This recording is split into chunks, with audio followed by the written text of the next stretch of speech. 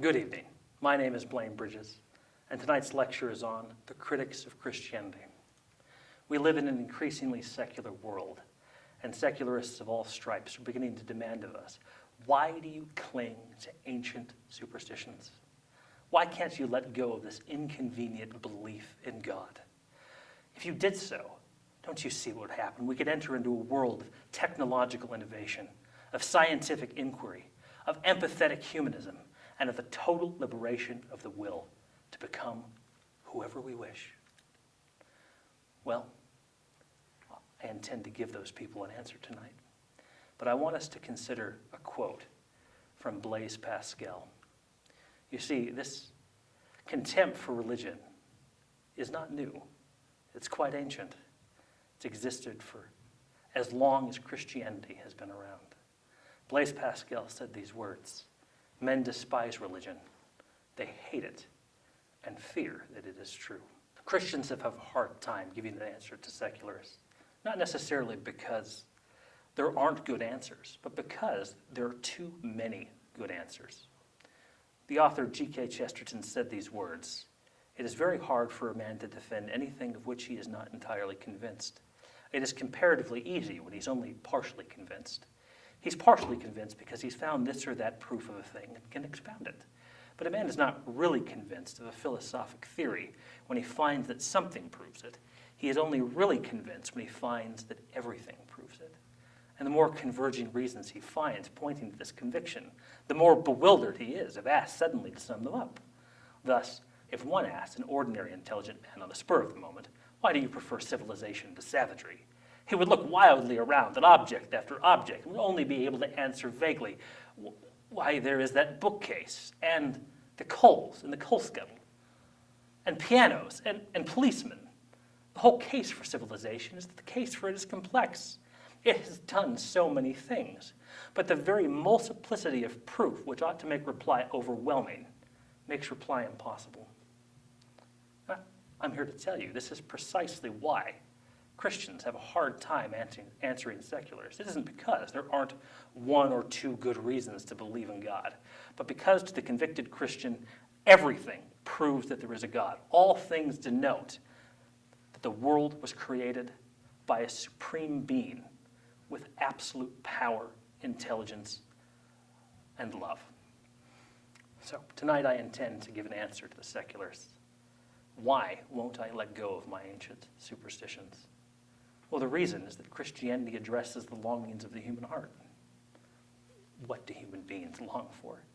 Well, we long for things that are true, things that are good, things that are beautiful. But are we satisfied when we have one true thing? When we have one good thing? When we behold one beautiful thing? No. We want more. We want as much truth as we can possibly receive, as many good things as we can possibly get. We want to perceive beauty all of the time. Would it make sense for a man to want the truth of cartology at the expense of all of the truth? No, that would be irrational. Just to master the truth of cartology, you'd have to know everything about geography, map making, patterns of human migration. The number of facts that he must learn to master cartology is inconceivable. And so we come to an argument that I think is very important. A rational man understands that it is not enough to apprehend the truth of a particular thing. It would be unreasonable for a man to say that he wants the truth of one thing at the expense of all other truths. In the pursuit of a particular truth, a man must come to know many tangentially related truths to create a holistic understanding of that particular thing. He must desire more than knowledge of a particular thing, as knowledge of a particular thing is contingent upon knowledge of an inconceivable number of other things. But there's an issue. The will is always directed towards a particular end. If there is no conceivable end to the pursuit of particular truths, then the will must be directed towards the foundation upon which knowledge of all particular things rest. If it were not so, a man would forever pursue knowledge of particular things with no particular end in mind. Therefore, the rational man seeks after the truth itself. Similar arguments can be made about a man seeking after the good itself, or the beautiful itself. The real desires of the human heart are abstract. We don't actually desire the perishable objects of our interest, like cartology or geography or map making. Rather, we long to be united with the source from which all the objects of our interest spring. There was an ancient intimation of this that existed before Christianity. In the Republic by Plato, Plato gives the allegory of the cave. It's a very famous passage in ancient literature, in which he argues that reason inevitably takes us to the conclusion that what we want is the good in itself. For Plato, the good was not a being like God, but the foundation from which all being sprang. And he said these words: "Imagine that there are people living in a cave deep underground. The cavern has a mouth that opens to the light above, and a passage exists from this all the way down to the people. They have lived here from infancy, with their legs and necks bound in chains. They cannot move. All they can do is stare directly forward, as the chains stop them from turning their heads around. Imagine that far above and behind them blazes a great fire. Between this fire and the captives, a low partition is erected along the path, something like puppeteers used to conceal themselves during their show. Look, and you will also see other people carrying objects back and forth along the partition. Things of every kind, images of people and animals carved in stone and wood and other materials. Some of these other people speak while others remain silent. Now tell me, if you suppose it's possible that these captives ever saw anything of themselves or one another other than the shadows flitting across the cavern wall before them. And that would be just as true for the objects moving to and fro behind them? Yes, indeed. Now, if they could speak, would you say that these captives would imagine that the names they gave to the things they were able to see applied to real things? And if a sound reverberated through their cavern from one of those things passing others behind the partition, do you suppose that the captives would think anything but the passing shadow was what really made the sound? Then undoubtedly such captives would consider the truth to be nothing but the shadows of the carved objects on the flickering wall. Look again, and think about what would happen if they were released from these chains and these misconceptions. Imagine one of them is set free from his shackles and immediately made to stand up and bend his neck around, to take steps, to gaze up towards the fire. And all of this was painful, and the glare from the light made him unable to see the objects that cast the shadows he once beheld. What do you think his reaction would be if someone informed him that everything he had formerly known was an illusion and delusion, but that now he was a few steps closer to reality, oriented toward things which were more authentic and able to see them more truly? And even further, if one would direct his attention to the artificial figures passing to and fro and ask him what their names are, would this man not be at a loss to do so? Would he rather believe that the shadows he formerly knew were more real than the authentic objects now being shown to him? Now, if he was forced to look directly at the firelight, wouldn't his eyes be pained?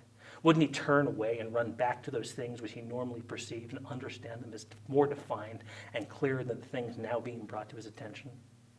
Now let's say that he's forcibly dragged up the steep climb out of the cavern and firmly held until finally he stands in the light of the sun. Don't you think that he'd be agitated and even begin to complain? Under that light, would his eyes not be nearly blinded, unable to discern any of those things we ourselves call real?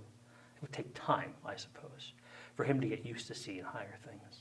In the beginning, he might only trace the shadows, then reflections of people and other things in the water. Next, he would come to see the things themselves. Then he would behold the heavenly bodies and the heaven itself by night, seeing the light of the stars and the moon with greater ease than the sun and its light by day. And then, I think, he would at last be able to gaze upon the sun itself, neither as reflected in water, nor as a phantom image in some other place, but its own place as it really is. And now he will begin to reason. He will find the sun as the source for all the seasons and the years, and the governor of every visible thing, and as ultimately the origin of everything previously known. That being the case, should he remember his fellow prisoners in their original dwelling, and what was accepted as wisdom in that setting? Don't you imagine he would consider himself fortunate for this transformation and feel pity for the captives? What if I told you that Jesus Christ himself says things that are Platonic, that he intimates that objects that we perceive, these things that we seek after in life, are merely shadows of something higher? Let's go to John chapter 4 and read verses 5 through 14. Then cometh he to a city of Samaria, which is called Sychar, near the parcel of ground that Jacob gave to his son. Now Jacob's well was there. Jesus, therefore, being wearied with his journey, sat thus on the well. It was about the 6th hour. There cometh a woman from Samaria to draw water. Jesus saith unto her, Give me to drink. For his disciples were gone away into the city to buy meat. Then saith the woman of Samaria unto him, How is it that thou, being a Jew, asketh of me to drink, which am a woman of Samaria? For the Jews have no dealings with the Samaritans.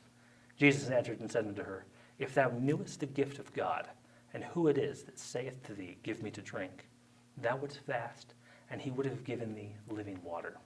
The woman said unto him, Sir, thou hast nothing to draw with, and the well is deep. From whence then hast thou this living water? Art thou greater than our father Jacob, which gave us the well, and drank thereof himself, and his children, and his cattle? Jesus answered and said unto her, Whosoever drinketh of this water shall thirst again. But whosoever drinketh of the water that I shall give him shall never thirst.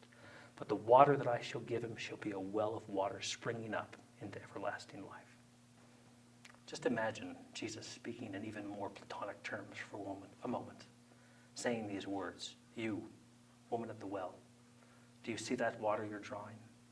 What if I told you that it was merely a shadow? Its real value to you is not the temporary sustenance that provides you, but as a symbol that raises your mind to the eternal, to the living water that sustains your immortal soul.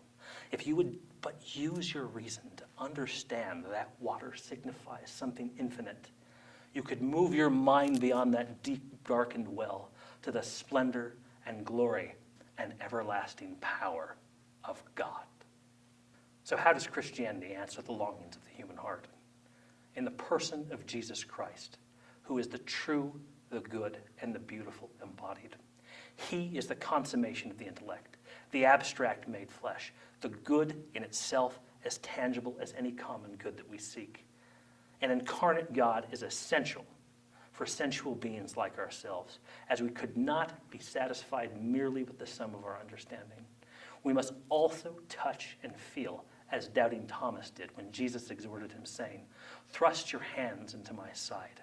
Feel the prints of the nails in my hands and in my feet.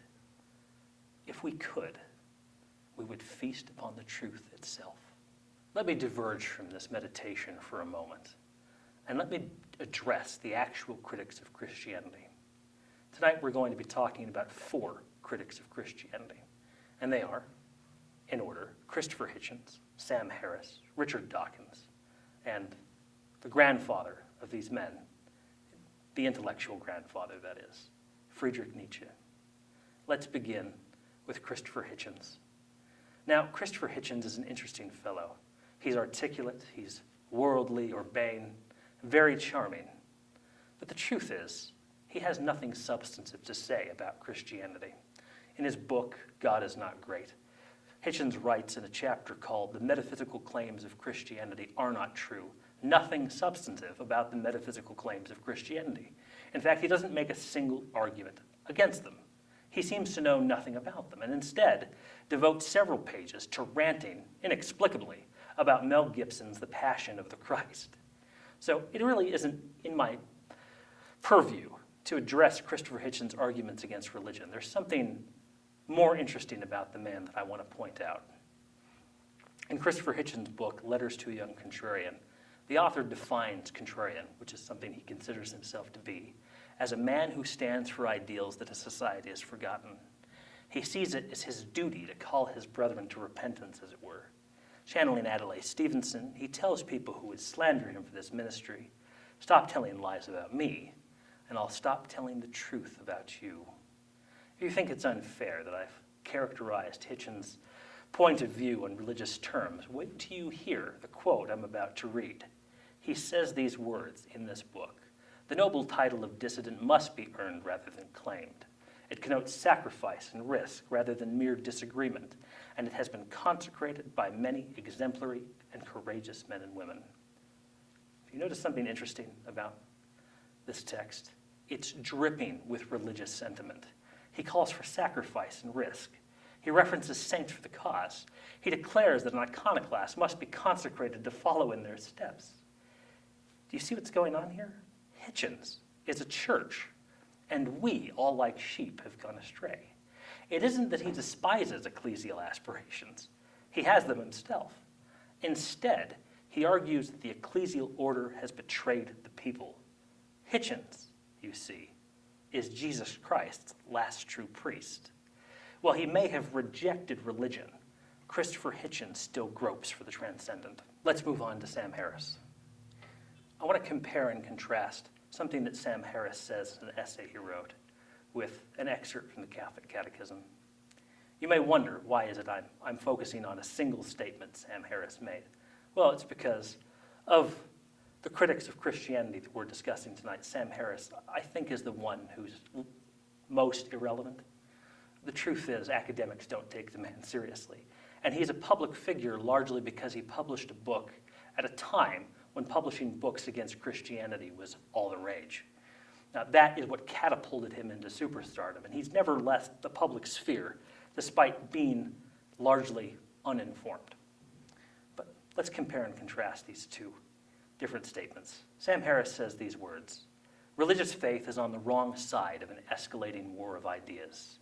Science must destroy religion. It's a veritable call to jihad.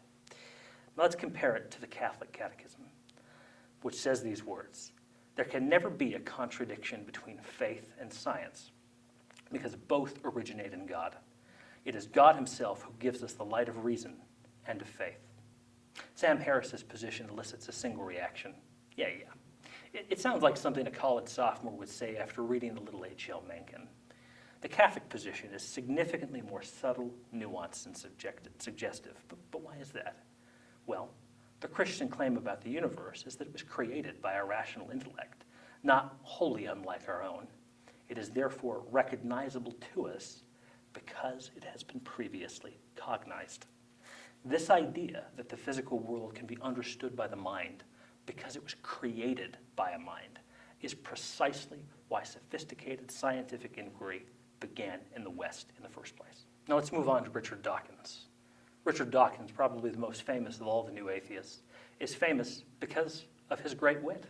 He's a genuinely funny person. His reactions are vituperative and articulate. He's entertaining to watch. But like the other new atheists, Dawkins has stumbled into a domain that he knows very little about.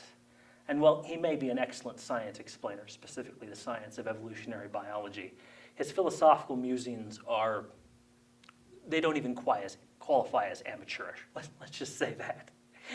In his book, The God Delusion, in his chapter entitled Why God Almost Certainly Does Not Exist, Dawkins makes an argument against the existence of God.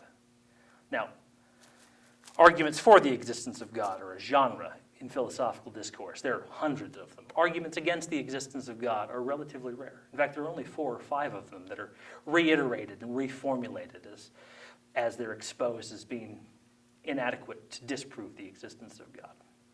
So Dawkins' arguments against God is given as 3 general propositions.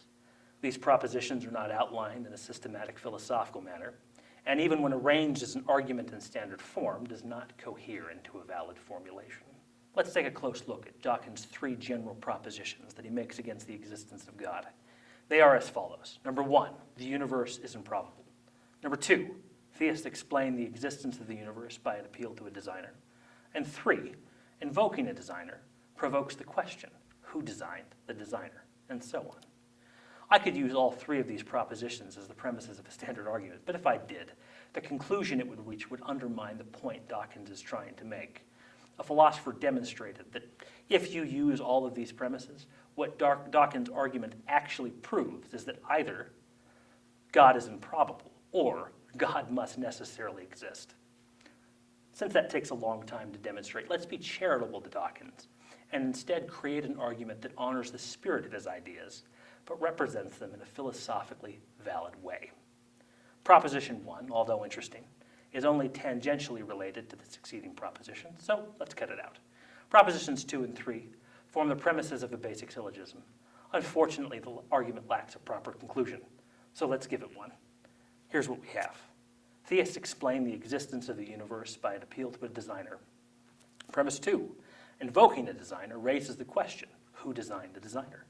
Conclusion, the theist explanation that a designer explains the existence of the universe leads to an infinite regress of designers designing designers. Okay, now that at least is a coherent argument. It's valid, but it certainly isn't sound. It's kind of a question a child would ask if they don't really understand the classic Christian conception of God. Well, if the universe exists and it was created by God, then who created God? Fortunately for Christians, none of our concepts about God actually provokes this question. To demonstrate this, I want to go back 2,500 years to one of the first arguments given for the existence of God in a philosophically sophisticated way. Aristotle makes an argument for God. Share the premises of the argument, and I'm going to explain what he means, because Aristotelian vocabulary is a little opaque to people living in the 21st century. He says these words. First premise, evident to our senses in motion, the movement from actuality to potentiality. Things are acted on. Premise 2, whatever is moved by something else. Potentiality is only moved by actuality. Premise 3, unless there is a first mover, there can be no motions. To take away the actual is to take away the potential. Conclusion, thus a first mover exists. This argument was formulated thousands of years ago and does not succumb to any of Dawkins' alleged critiques of the problem with the concepts of God. But how is that? Well, let me explain it to you. Now let me explain Aristotle's argument. The first premise, evident to our senses in motion. Now the word motion tends to throw people off. They don't know what motion means in an Aristotelian sense. What Aristotle means by motion is not objects hurtling through space at incomprehensible speeds. What he means is change. So evident to our senses in motion, things change.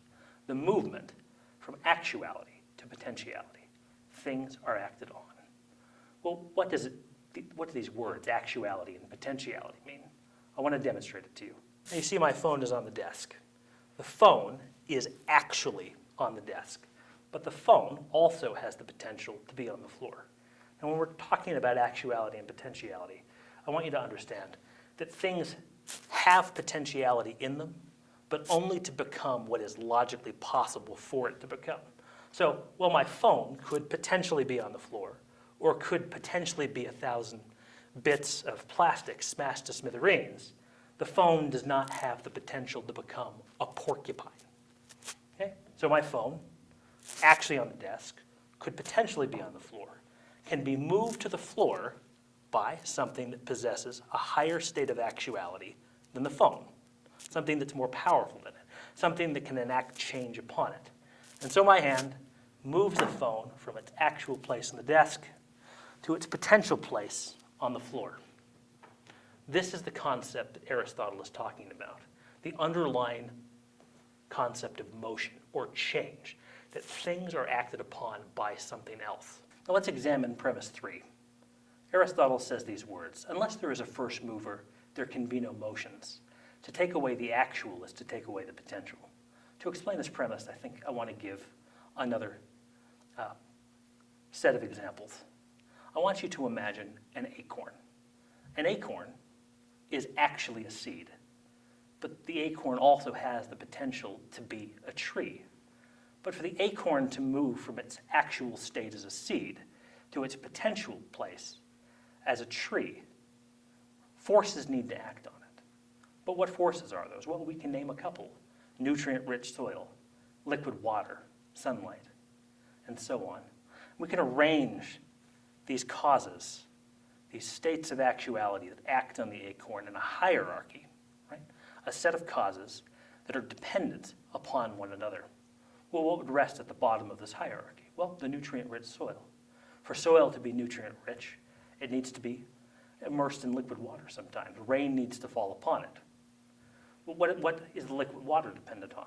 Well, sunlight. It has to have a certain temperature needs to exist in order for the water to be liquid. Well, what is the sunlight dependent on? The sun itself. And what is the sun dependent on? The gas cloud from which it came and the gravitational forces that caused it to collapse and cause a fusion reaction. And what was that gas cloud dependent on? Well, the galaxy in which it exists. And what is the galaxy dependent on? But the universe itself. Now, do you see the problem with this? We can't forever make appeals to higher states of actuality if those states of actuality have a prior cause. if they were moved from a state of potentiality into a state of actuality. And the reason for this is that if nothing initiated this chain, if there was no first cause, a foundation to reality that is totally actual, that has no potentiality within it, but is the sum of all being itself, then nothing initiated this chain of causation. And it doesn't exist. So for anything to exist and for anything to change, you can reason your way back to a first mover. Thus, a first mover exists. This is what Aristotle's argument actually means. And it's endured for as long as Aristotle has been around. There are answers to it, certainly, but the majority of them fail to understand even the vocabulary he's using. And while some people have made somewhat persuasive arguments against it, it still stands as potentially sound. So what can be said of any of these ideas from the new atheists, except that they're hopelessly confused? All of these critics take the posture of reasoning men, but none of them demonstrate anything approaching reason.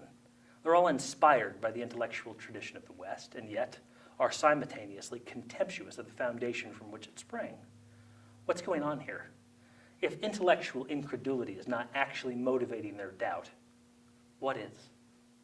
Let's consider the grandfather of the new atheist movement, the progenitor of all modern secularism, the man that all the atheists refer to when they exclaim that excellent arguments for secularism and against religion have been made. They all point to Friedrich Nietzsche. Now, I'm sure you've heard the name Friedrich Nietzsche. He's a famous philosopher. You may have heard of his claim that God is dead and that we have killed him. You may have heard about the Übermensch that he hypothesized. But I want to talk more about what Nietzsche actually believed, the idea that he promoted. Nietzsche was of the opinion that reason had led men astray. What he was really interested in was the interplay between the Apollonian and the Dionysian spirit. You may say, that's all well and good, Blaine, but what does that mean? I'll explain it. Apollo was the Greek god of reason, and Dionysus was the Greek god of chaos, of dancing, of wine-bibbery. Nietzsche was of the opinion that all great things that had originated from the intellect of mankind came from the interplay between these two spirits. And by spirit, Nietzsche means features of our cognition. So on the one hand, the Apollonian feature of our cognition, that is, our capacity for reason, and on the other, the Dionysian spirit, or our ability to act spontaneously. Nietzsche believed that we had forsaken the Dionysian dimension of our intellects, that what we really needed to return to was an act of spontaneous will. Nietzsche believed that before our mind was burdened by these concepts of the form of the good or of God, men were able to create the world through a spontaneous act of will.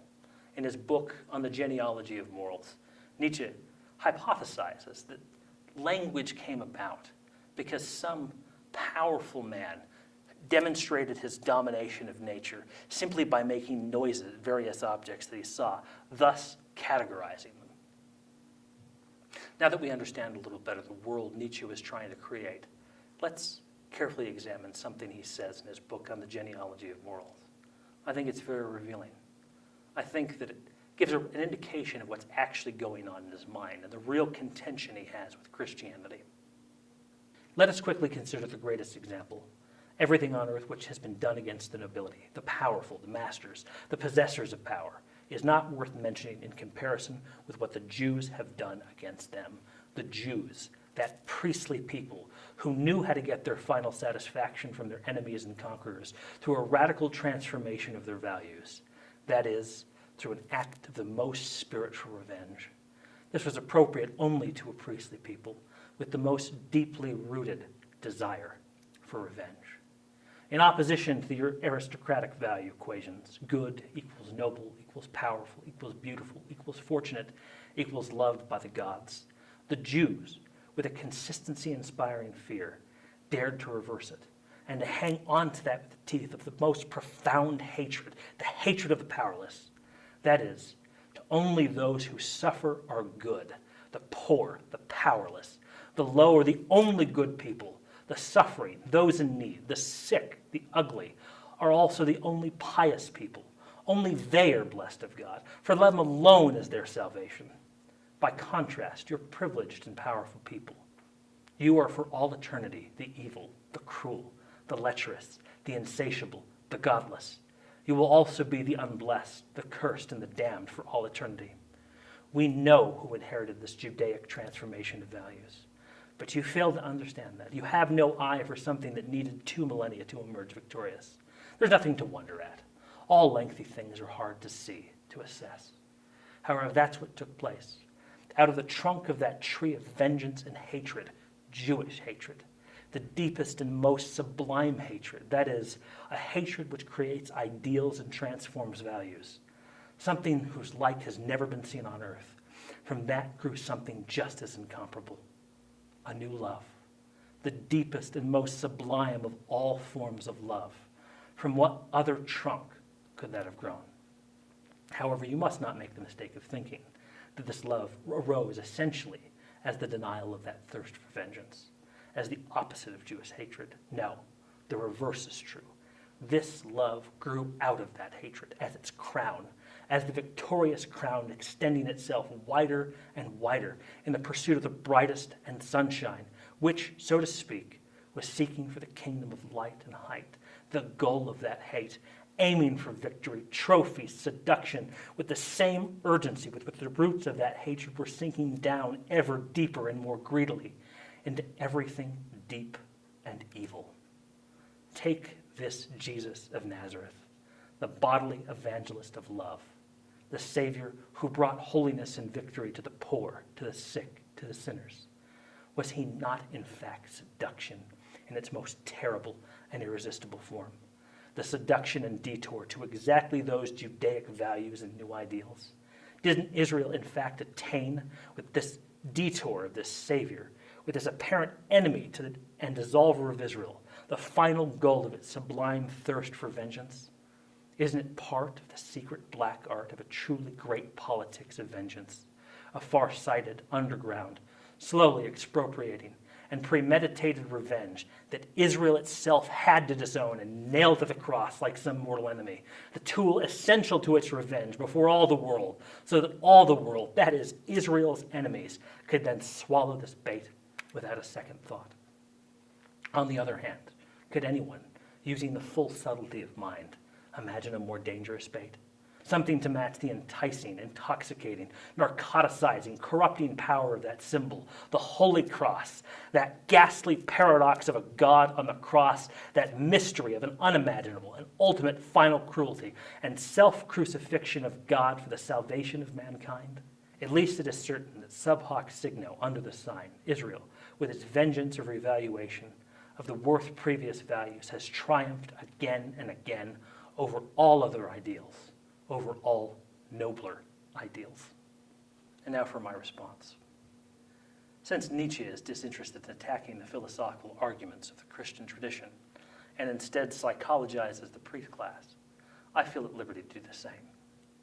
The spirit of accusation that inspired Nietzsche to characterize his enemies as resentful is nothing more than confession. As he contemplated the cross upon which Jesus was crucified, he shuddered at the prospect that this was a revelation of the good in itself. If that is what goodness truly is, goodness is more terrible than any evil. If that is an outpouring of the spiritual through the terrestrial, it is an evil that's frightening. But glory, it would be better if all there ever was or shall be is the finite will of perishing men. Nietzsche stood in the presence of the Comforter and was uncomfortable. In his surreal apprehension, he said, that love must really be hate. At the heart of all the criticisms of the new atheists and of the secular world at large lies a disgust for the cross, a terror of it. What if I told you that the Holy Scriptures was sympathetic to this point of view? That John, the author of the Gospel of John, gives a voice to these people, that he shares their point of view with us. In John chapter 6, verses 47 through 66, John recounts Jesus saying these words, Verily, verily, I say unto you, he that believeth on me hath everlasting life. I am that bread of life. Your fathers did eat manna in the wilderness and are dead. This is the bread which cometh down from heaven, that a man may eat thereof and not die. I am the living bread which came down from heaven. If any man eat of this bread, he shall live forever. And the bread that I will give him is my flesh, which I will give for the life of the world." The Jews therefore strove amongst themselves, saying, "How can this be? How can this man give us his flesh to eat?" Then Jesus said unto them, "Verily, verily, I say unto you, except ye eat the flesh of the Son of Man, and drink his blood, ye have no life in you. Whoso eateth my flesh, and drinketh my blood, hath eternal life, and I will raise him up at the last day. For my flesh is meat indeed, and my blood is drink indeed. He that eateth my flesh and drinketh my blood dwelleth in me, and I in him. As the living Father has sent me, and as I live by the Father, so he that eateth me, even he shall live by me. This is the bread which came down from heaven, not as your fathers did eat manna and are dead. He that eateth of this bread shall live forever." These things he said in the synagogue as he taught in Capernaum. Many therefore of his disciples, when they had heard this, said, "This is an hard saying, who can hear it?" When Jesus knew in himself that his disciples murmured at it, he said unto them, "Doth this offend you? What, and if ye shall see the Son of Man ascend up where he was before? It is the Spirit that quickeneth, the flesh profiteth nothing. The words that I speak unto you, they are spirit, and they are life. But there are some of you that believe not." For Jesus knew from the beginning who they were that believed not, and who should betray him. And he said, "Therefore I said unto you, that no man can come unto me, except it were given unto him of my Father." From that time many of his disciples went back and walked no more with him. Jesus, the incarnate truth, the embodied object of our will, stands before us and says, "Eat my flesh, drink my blood, give in to your ravenous hunger for the good in itself, and gnaw upon my body." That's the actual word used in the gospel, gnaw. "Behold the viscera and gore, that is the consummation of my love. Feast upon it."